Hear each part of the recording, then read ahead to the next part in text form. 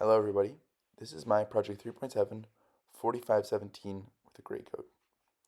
Here we can see with the gray code encoder, the dial continuously rotate upwards and the 7-segment display show the hexadecimal values for this, going from 0 to hexadecimal F and binary 15. And then here we can see it also rotating backwards. Let's get into how the circuit works.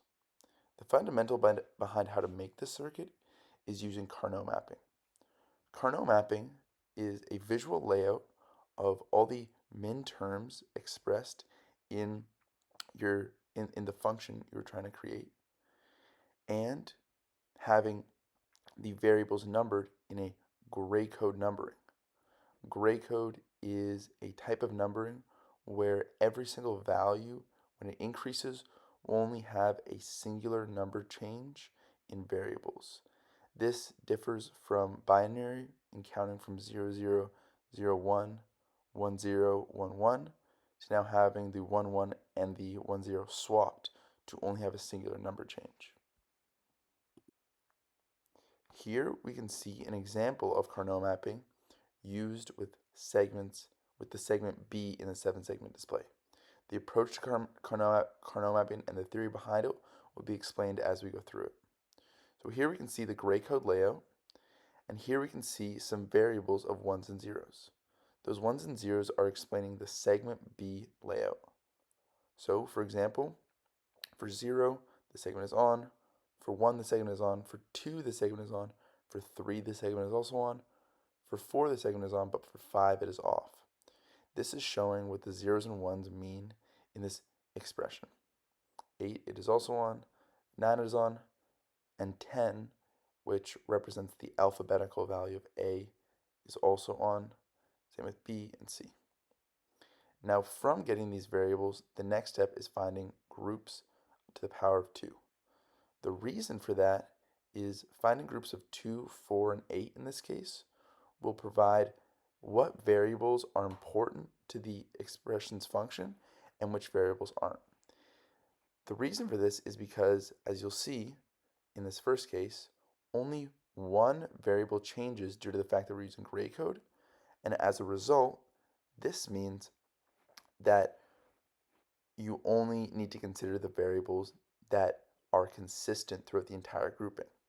In this case, the variables that are consistent are the zeros in the vertical column and the zeros in the horizontal column as well. This can be represented as not D, not A in variable terms.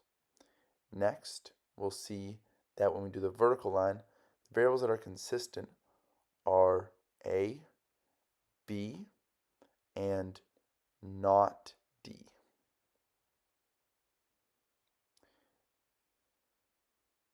Apologies, it is D. Next, we can see that the variables that are consistent in the horizontal term are the least significant bit, or the most significant bit of the horizontal terms and both of the vertical terms. This provides the expression not B, C, D. This expression will continue for the final one before all the variables are ORed together to provide the final function that represents what exactly the 7-segment display will upload for segment B. Once that is complete, the functions can be shown above for each of the segments. What this shows us is the most optimal way to write out each segment, except the one more optimized way to have an even lower number of logic gates is to group together any patterns between the segments.